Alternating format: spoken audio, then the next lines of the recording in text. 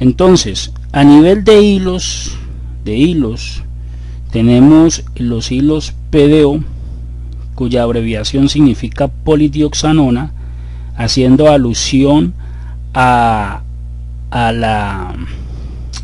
material del cual están hechos estos hilos, que es básicamente polidioxanona, que es el mismo material de los hilos de sutura, tal cual.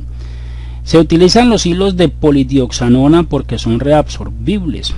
Hace muchos años se utilizaban los conocidos con el nombre de hilos rusos, los cuales eran no reabsorbibles, eran de alambre. Estos se ponían de forma netamente quirúrgica y duraban en el tiempo muchos años, pero se sabe que a nivel de cirugía, todo implante que sea permanente no puede, tiene que renovarse o tiene que cambiarse durante X cantidad de tiempo. Después de cierto periodo de tiempo se tiene que cambiar. Eso aplica para ortopedia, eso aplica para cirugía plástica en general. Entonces es donde comienzan a utilizarse material reabsorbible como la polidioxanona, que es el mismo hilo que se utiliza para suturar. Son bastante resistentes y promueven la unión entre células y estimula la producción de colágeno y elastina. La pregunta es, ¿por qué estimulan la producción de colágeno y elastina?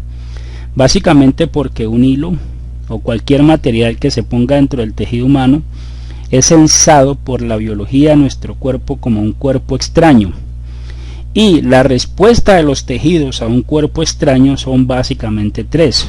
Una, reabsorber el cuerpo extraño, si es posible. Segunda, si no es posible, entonces el organismo comienza a aislar ese cuerpo extraño a través de una envoltura de colágeno, o sea, un encapsulamiento. Y la tercera es la expulsión del cuerpo extraño. Entonces, siempre que se ponen cuerpos extraños, se ponen prótesis, ya sea por ejemplo un relleno de ácido hialurónico reticulado, ya sea un hilo de polidioxanona, o ya sea una prótesis mamaria en cirugía plástica, el organismo siempre va a generar alrededor de este cuerpo extraño un encapsulamiento, una vaina de colágeno, de tejido conectivo, alrededor de este cuerpo extraño. Eso usualmente se lleva a cabo a través de la formación de colágeno, neocolagenosis, nueva formación de colágeno.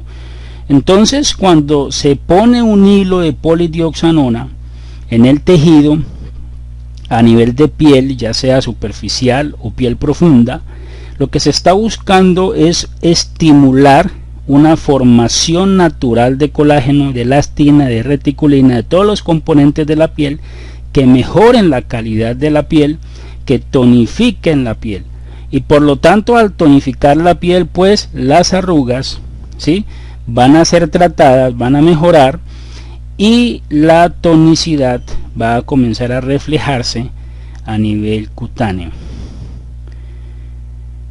Los hilos, si nosotros entramos en YouTube o en las redes sociales a buscar información sobre los hilos, vamos a encontrar un mar de confusión, no tanto de conocimiento sino de mucha confusión, porque obviamente la mayoría de estas páginas son comerciales, no son académicas.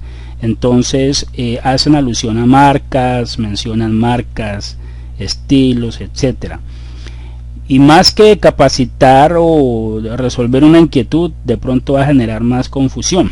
Pero a nivel académico podríamos dividir los hilos en dos categorías grandes y listo: los hilos lisos y los espiculados.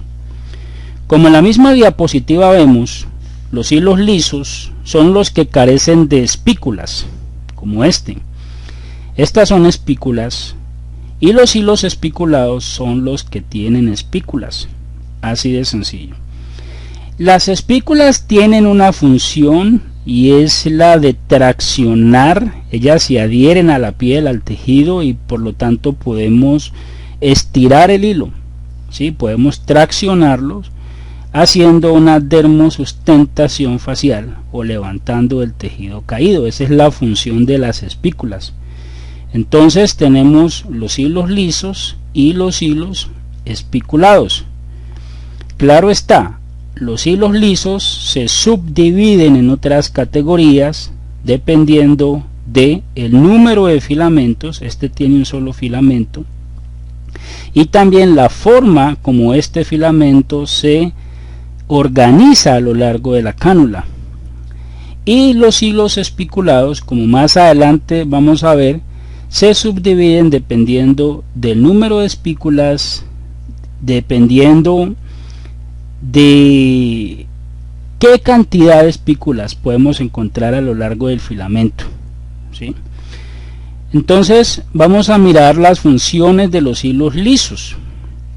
Por ejemplo, este hilo liso, al ser puesto dentro de un tejido y al carecer de espículas, este hilo liso no sirve para hacer tracción o dermosustentación, no sirve para levantar tejido caído, por ejemplo.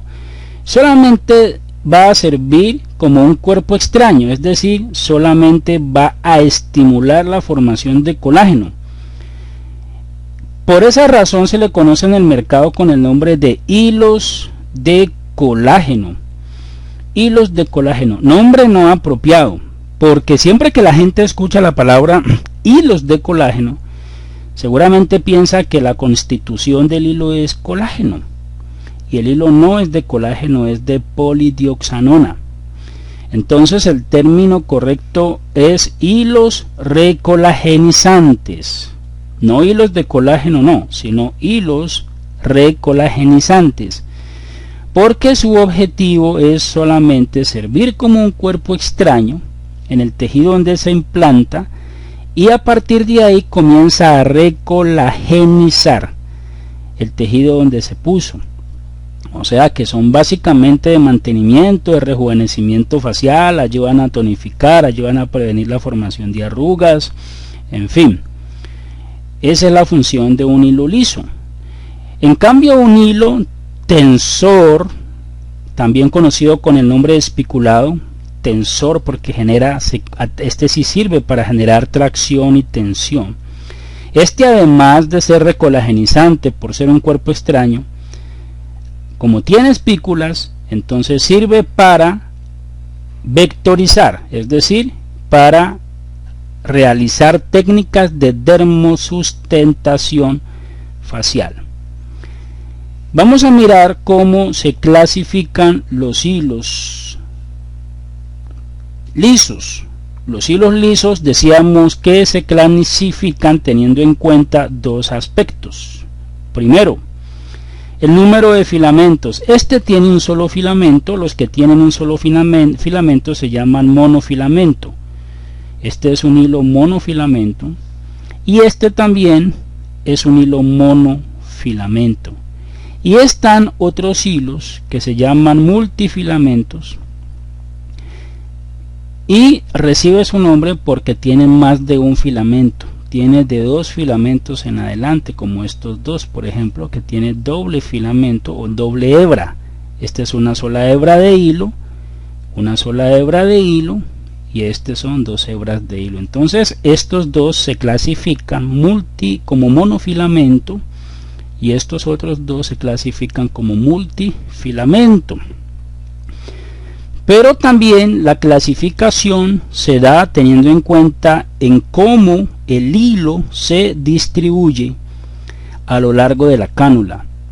¿Eso qué determina? La forma como el hilo se distribuye a lo largo de la cánula determina la longitud del hilo. Por ejemplo, este hilo es un monofilamento que sencillamente sale, ¿sí?, por el ojo de la cánula y se devuelve hasta acá y punto. O sea que es un hilo que no es muy largo, es corto porque el trayecto de aquí a aquí es corto. Pero si a este hilo lo vamos a enrollar, ¿sí?, a lo largo de la cánula, así, de esta manera, cuando llegue al otro extremo de la cánula, el hilo va a quedar con una mayor longitud. Este hilo se llama screw, que en inglés significa tornillo, porque queda como un tornillo, ¿sí?, que es muy parecido a un tornillo, entonces se le llama screw, que significa tornillo en inglés. ¿Cómo afecta que el hilo sea multifilamento o monofilamento a la recolagenización. ¿Cómo afecta la longitud del hilo a la recolagenización? Es sencillo, que a mayor cantidad de hebras, mayor capacidad de recolagenizar o formar colágeno nuevo, y a mayor cantidad de hilo, en este caso, como el hilo se distribuye a lo largo de la cánula, eso hace que el hilo sea más largo, ¿sí? A mayor cantidad de hilo, mayor capacidad recolagenizante. O sea que la capacidad que tiene un hilo liso de formar colágeno como cuerpo extraño depende del número de hebras, el número de filamentos y también de la longitud del hilo o de la distribución del hilo a lo largo de la cánula, que es lo mismo. Por lo tanto, estos dos hilos de acá, los multifilamentos, van a tener mayor capacidad recolagenizante que el mono y el screw. Este se llama tornado, que en inglés es twist, ¿sí? Esta clasificación ha sido dada en los Estados Unidos o en países donde los tornados son comunes. Nosotros acá en el trópico estamos más familiarizados con las trenzas. Por lo tanto, para nosotros esto es un hilo trenzado, porque parece una trenza, un hilo trenzado, ¿sí? Entonces, igual ellos le llaman twist o tornado. Para nosotros ya toca por tecnicismo decir que esto es un tornado. Entonces miremos que aquí hay dos filamentos, dos hebras, y por lo tanto tiene una mayor capacidad recolagenizante. Y segundo, este hilo de aquí, el último, el tornado screw, que no solamente es multifilamento, ¿sí? No solamente es un tornado porque viene enroscado como una trenza, sino que al mismo tiempo este hilo se distribuye a lo largo de la cánula en forma de un tornillo, por lo tanto tiene mayor capacidad recolagenizante que todos. Este screw versus mono, ambos son de un solo filamento.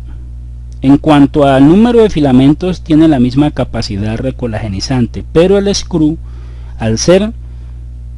al distribuirse a lo largo de la cánula hasta el otro extremo, queda más largo, mayor longitud, mayor cantidad de hilo. Por lo tanto, el screw, a pesar que también es monofilamento, tiene mayor capacidad recolagenizante que el mono. Luego el tornado, por ser doble filamento, tiene mayor capacidad recolagenizante que los dos anteriores, que el screw y que el mono. Y el tornado screw, al ser doble filamento y además de eso tener mayor cantidad de hilo enroscado a lo largo de la cánula hasta el otro extremo, tiene mayor capacidad recolagenizante que todos los anteriores, incluyendo el tornado. Así que de estos cuatro, el mejor es el tornado screw. Pero hoy día en el mercado también se vende el doble tornado screw, que serían 4 filamentos, y los 4 filamentos en forma de trenza, que viene también en forma de screw a lo largo de la cánula hasta el otro extremo. Por ejemplo, este es el doble tornado screw, lo que estábamos hablando, 4 filamentos y se devuelven en forma de trenza y en forma de screw hasta el otro extremo, doble tornado screw. Estos 3 primeros hilos son netamente recolagenizantes, pero en cambio el tornado screw y el doble tornado screw, por su capacidad recolagenizante, son llamados también como fillers, que en inglés significa rellenos. Se podría utilizar en los surcos nasogenianos y en las líneas de expresión facial profundas con el objetivo de sustituir un relleno de ácido hialurónico reticulado, por ejemplo. O sea que se podría poner en una línea de expresión facial un doble tornado screw o un screw. ¿Listo? Y por lo tanto son llamados fillers. Los hilos todos tienen una longitud y un calibre. Una longitud y un calibre, lo mismo que las cánulas o las agujas. Las agujas o cánulas de los hilos lisos tienen un calibre que varía entre 25G y 30G. Acordémonos que la palabra G en inglés se escribe gauge o gauge y significa calibre. Esto para nosotros sería una C mejor, 25 de calibre y 30 de calibre, o 25 gauge, 30 gauge, 25G o 30G. Y nos acordamos también que en inyectología, a mayor sea el número, más estrecha o más delgada es la cánula, o sea que una aguja de 25G es más gruesa que una de 30G. La aguja intramuscular, la color verde que trae la jeringa normal de 5, 3, 10 ml, 20 ml, es calibre 21, por lo tanto es muy gruesa, es más gruesa que la calibre 25, y la calibre 25 es más gruesa que la calibre 30. 30 es más o menos una aguja de mesoterapia o de insulina, y su longitud entre 25 milímetros o 90 milímetros en cuanto a hilos lisos. Esta longitud, es decir, de 2.5 centímetros de longitud puede ser el hilo, a 9 centímetros de longitud podría ser el hilo.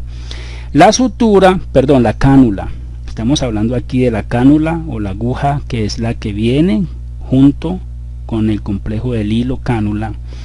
La sutura o filamento posee también una longitud generalmente mayor que la longitud de la aguja o la cánula. Siempre la longitud del hilo es el doble o triple muchas veces que la longitud de la cánula o de la aguja donde viene, ¿sí?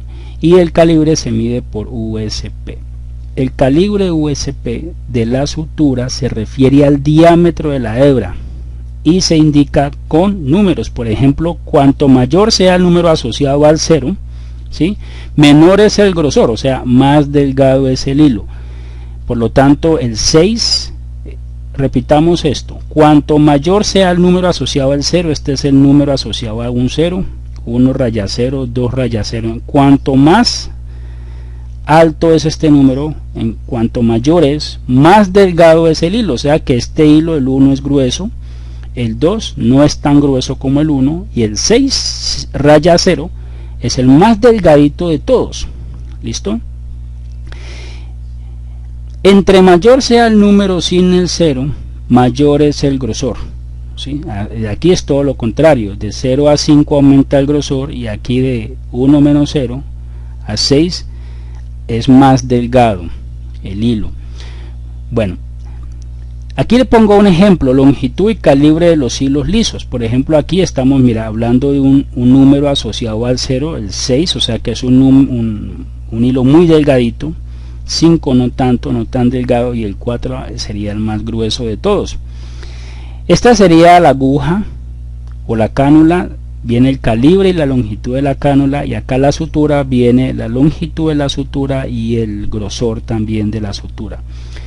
Vamos a hacer un ejemplo. Por ejemplo, aquí esta aguja que es de 9 centímetros de longitud, o sea 90 milímetros, mire, el hilo es mucho más grueso, ¿sí? 9 y 9, 18, prácticamente el doble de longitud, y así siempre funciona. Por ejemplo, este aguja que es de calibre 30 es la más delgadita de todas, ¿sí? La más delgadita, esta de calibre 25 es un poquito más gruesa, ¿sí? Y miremos que también varía la longitud de la aguja basado en el calibre. Por ejemplo, miremos aquí, esta aguja es más gruesa porque tiene un calibre 25 y también es más larga. Eso es lógico y es coherente, porque qué tal una aguja de calibre de longitud de 9 centímetros de longitud con un calibre de 30, o sea, muy delgada para esa longitud, y seguramente se nos va a doblar, se nos va a flexionar cuando tratemos de ponerla. Por lo tanto, entre más larga es la aguja, también mayor debe ser el calibre, y a mayor calibre pues obviamente es mucho más gruesa la aguja. Estas agujas son más delgaditas porque al fin y al cabo la longitud solamente es de 2 centímetros y medio, por ejemplo, 2 centímetros y medio, y tiene 29 de calibre. Personalmente yo recomiendo, por mi propia experiencia, que la longitud de la aguja no supere los 5 centímetros a nivel facial, ¿sí? Hasta aquí, 50 milímetros que equivalen a 5 centímetros. ¿Por qué? Porque estas agujas cuesta trabajo para ponerlas, porque son muy largas y a veces se nos dobla, porque a pesar de que el calibre es mayor, se nos tiende a doblar, a flexionar, son muy laxas, muy flexibles, entonces cuesta trabajo un poquito ponerlas. Ahora, ¿qué técnicas se utilizan con hilos? Eso depende. Si el hilo es liso, es un hilo recolagenizante, solamente estimula formación de colágeno, entonces se utiliza la técnica de mallado. La técnica de mallado se hace siempre a nivel de piel de la misma forma, no importa si es piel facial o piel corporal, siempre los mallados son iguales. Esto es un ejemplo de mallado, por ejemplo esto es un mallado de 6 hilos, ¿sí? De 6 hilos, pero podríamos hacer un mallado de 4 hilos, 2 verticales, 2 horizontales, o 2 oblicuos hacia la izquierda y 2 oblicuos hacia la derecha. 3 oblicuos hacia la derecha y 3 hacia la izquierda, o 3 verticales o 3 horizontales. Podríamos hacer un mallado de 8, 4 verticales y 4 horizontales, o 4 oblicuos hacia abajo y a la derecha y 4 oblicuos hacia abajo y hacia la izquierda. O sea, no importa. Eso sí, como mínimo 4 hilos, ¿sí? Porque por ejemplo, tratar de hacer un mallado con 3 hilos lisos, pues no me parece, ¿sí? No me parece. Serían 2 hilos verticales y 1 horizontal, o 2 horizontales y 1 vertical. Es mejor por lo menos como mínimo de 4 hilos. Esto es un ejemplo de mallado, esto es otro ejemplo de mallado. Miremos que el mallado en la cara, en la parte del cigomático, aquí de los pómulos, es prácticamente el mismo de la frente, no importa. Aquí no aplica eso de que dependiendo de la posición o de la parte anatómica de la cara, así mismo debe ser el mallado. No, un mallado es un mallado, tú verás donde lo haces siempre, la técnica es igual. Solo que los mallados a nivel, los mallados con hilos lisos, que siempre se hacen con hilos lisos, se ponen siempre en dermis superficial, o sea, dermis papilar, dermis superficial, a diferencia de los hilos tensores o espiculados, que siempre se ponen en piel profunda, no se ponen en piel superficial, sino en piel reticular, o en la parte reticular de la piel, que es la parte más profunda. Aquí tenemos un ejemplo de mallado de cuello, de maxilar inferior, peribucal, por ejemplo, aquí alrededor del orbicular de los ojos, ¿sí? Son ejemplos de mallado, básicamente, y todo esto está sujeto también a nuestra creatividad en cuanto al mallado. En cuanto a la vectorización es una técnica que se hace con hilos tensores o con hilos espiculados. Tienen espículas, entonces se adosan a la piel y podemos traccionarlos y llevar la fuerza vectorial hacia el sitio de la cara donde nosotros queremos llevarla. Recordando aquí, por ejemplo, que un rostro juvenil usualmente tiene una fórmula de esta forma triangular en V, ¿sí? Es más delgadito abajo en el mentón y arriba más gruesito, más ancho, pero a medida que envejecemos esta fórmula triangular se pone a la inversa y ya tenemos aquí un triángulo en forma de A, no en forma de V, sino de A, por ejemplo. Entonces todo este tejido que cae, que engrosa la parte inferior, el tercio inferior de la cara, es lo que vamos a levantar hacia arriba otra vez con la técnica de vectorización. Entonces tenemos que realizar una fuerza desde este sitio, tercio inferior de la cara, hacia el tercio medio de la cara, con una fuerza vectorial que se puede llevar a cabo con los hilos espiculados. Los hilos espiculados, ¿cómo se clasifican? Los hilos tensores. Y los hilos tensores, los que nosotros llamamos hilos tensores, son los espiculados. Los lisos se llaman recolagenizantes, no se llaman tensores. La palabra COG en inglés, C-O-G, COG, ¿sí? Un hilo COG este es un hilo espiculado. Cuando aparece el término COG, COG es espiculado, y tenemos espiculados dependiendo de varios factores. Por ejemplo, este es un espiculado simple, un 4-1. El 4 raya 1, que es, yo le llamo un espiculado simple, que tiene espícula solamente arriba y abajo, es decir, esto es una circunferencia tiene 360 grados, la mitad de 360 grados sería 180, o sea que tiene espículas cada 180 grados, arriba y abajo, cada 180 grados, ¿sí? El 3D, vamos a dividir los 360 grados de la circunferencia en 3 y nos da 120. El 3D tiene espículas cada 120 grados sobre todo el espiral, ¿sí? Sobre todo el espiral. Que es una circunferencia de 360 grados, la vamos a dividir en 4 y nos da entonces que cada 90 grados, ¿sí? Vamos a encontrar espículas a lo largo de todo el espiral, se llama 4D. Y ahora que comercialmente se está vendiendo el 6D, que tiene espículas cada 60 grados, entonces vemos 1, 2, 3, 4, 5, 6, y de cada línea de espículas a la otra línea de espículas o fila de espículas encontramos o medimos más o menos unos 60 grados. ¿Esto en qué mejora el hilo? Obviamente a mayor número de espículas, mayor agarre, ¿sí? Mayor fuerza, mayor capacidad de vectorización, mayor capacidad de recolagenización también.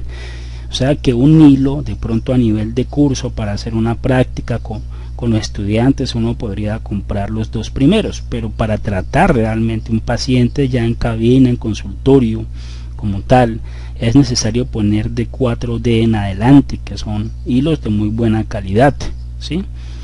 Entonces se recomienda utilizar hilos 4D en adelante a nivel de consultorio. No es bueno utilizar cánulas de bisel. Las cánulas de bisel como el Sharp Needle, Sharp que significa punta o bisel, Needle aguja, estos no son buenos, no son recomendables, ¿sí?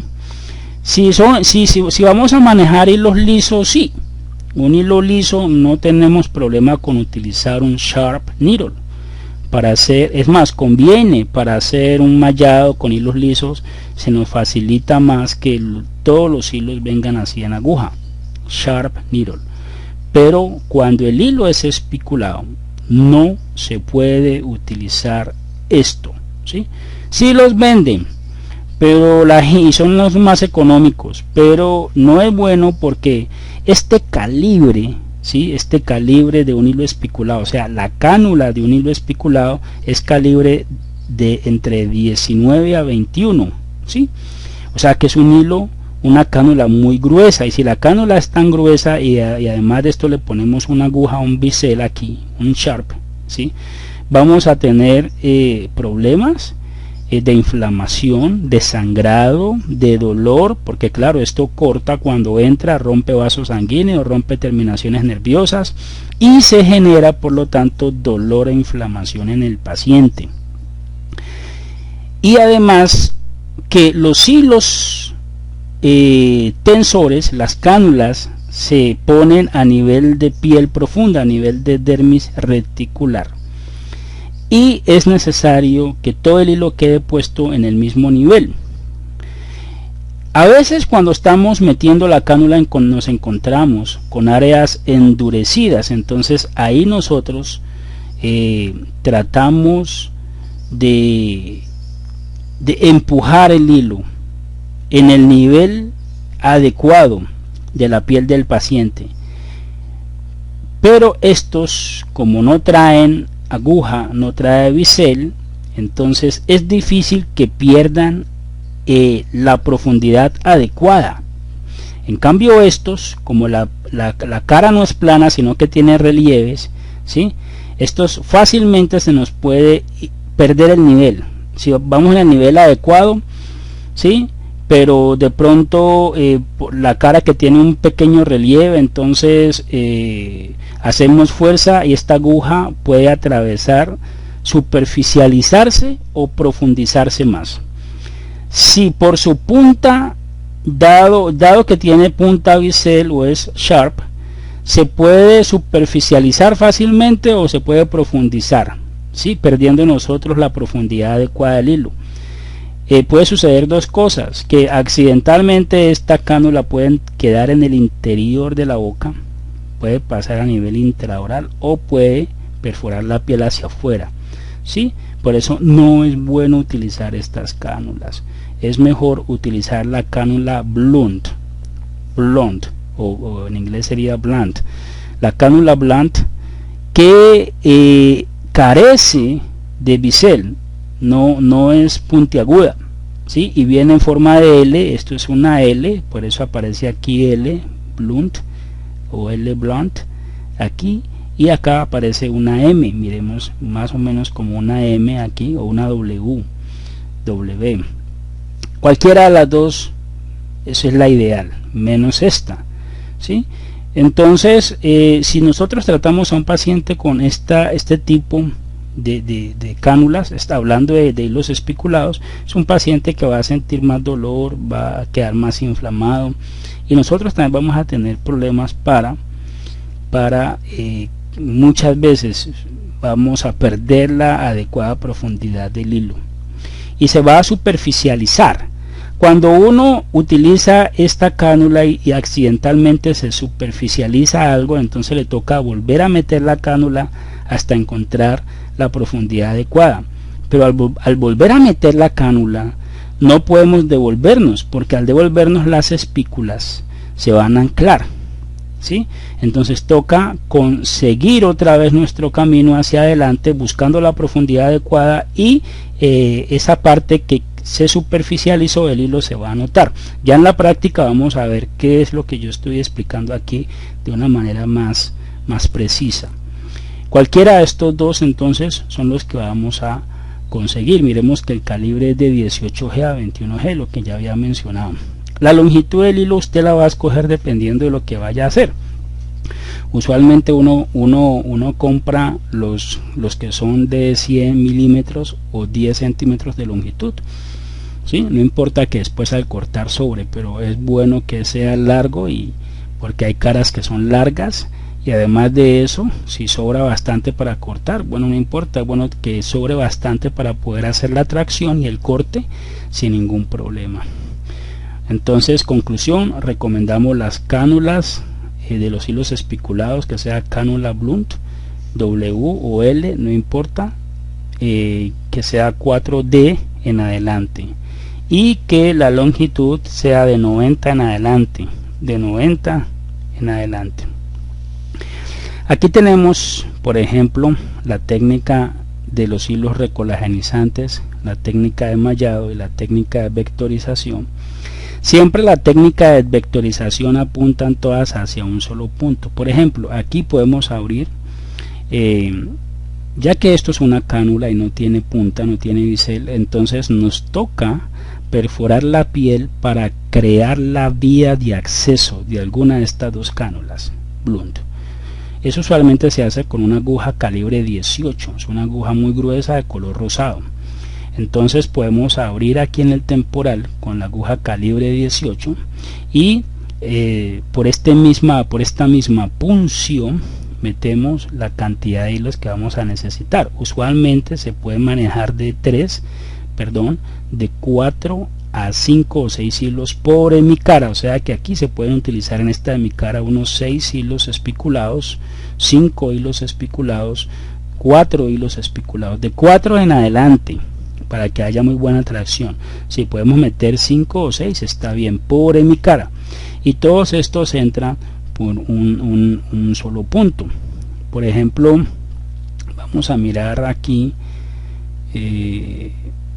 no creo que tenga aquí la diapositiva, pero bueno, en fin, ¿qué es lo que hacemos nosotros inicialmente en la evaluación? En la evaluación miramos cuáles son las áreas de mayor flacidez.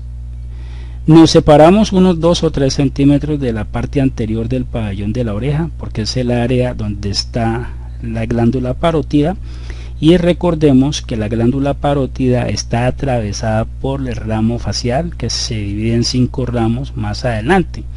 Entonces esta área nos alejamos de ella de aquí a aquí unos 2 o 3 centímetros dependiendo de la longitud de la cara del paciente, y marcamos una línea que no nos podemos acercar a esta área, y por esta misma área permitida localizamos lo que la gente llama popularmente la sien, aquí a lo largo del temporal.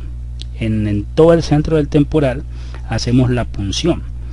No se maneja lidocaína, no se maneja anestésico local para poner un hilo ni liso ni especulado, pero aquí cuando se hace la punción, antes de hacer la punción, que va a ser la vía de acceso para poner los hilos, si se hace un abono anestésico, se hace una pápula con anestesia con epinefrina, no pensando en la anestesia ni en el valor anestésico, no, sino pensando en la vasoconstricción que logra la epinefrina. Entonces hacemos una pápula anestésica y un abono anestésico antes de hacer la punción con la aguja calibre 18. Esperamos unos 3 a 5 minutos que pegue bien la adrenalina, la epinefrina, con el resultado de la vasoconstricción, y luego ahora sí hacemos la punción. Al hacer la punción, como de antemano se ha inyectado lidocaína con epinefrina, el sangrado va a ser muy mínimo o nulo. Comenzamos a poner los hilos todos hacia las áreas que anteriormente hemos demarcado. ¿Cuáles son las áreas que vamos a demarcar donde hay flacidez? Si hay flacidez aquí en la parte anterior de la cara, hacemos un punto en las áreas más flácidas y luego proyectamos ese punto con un lápiz dermográfico hacia el sitio de la punción o entrada de los hilos, todos hacia allá, y ese va a ser el recorrido de todos los hilos. Esta diapositiva y esta videoclase está asociada también a unos enlaces de YouTube que le voy a mandar a los estudiantes para que puedan dar clic y mirar paso a paso la práctica, cómo se ponen los hilos, etcétera. De estas 3 pacientes que tenemos aquí, ¿cuál es la paciente ideal para tratamiento con hilos? La segunda. La tercera realmente es una paciente que se le podría hacer hilos, claro, sí, pero para mirar resultados se le tendría que poner mucha cantidad de hilos, hacer varias sesiones, y el tratamiento pues obviamente sería más largo y sería más costoso. Los hilos usualmente son muy costosos. Esta paciente de la número 3, lo que se le puede recomendar es ya una cirugía, un estiramiento facial quirúrgico. La paciente ideal es una paciente de 45 años en adelante, en algunos casos excepcionales de 40 a 35 años, ¿sí? Poco se ven los casos en los que una paciente de 35 años requiere hilos, pero que los hay. Pero el paciente ideal es de 45 años en adelante, a los 60 más o menos, como esta señora que ya vemos que es como cuarentona. Es una paciente ideal. Es una paciente ideal porque su potencial de recolagenización todavía está bastante activo. Este potencial de recolagenización de la adulta mayor está más disminuido, por lo tanto la recolagenización del hilo va a estar disminuida también.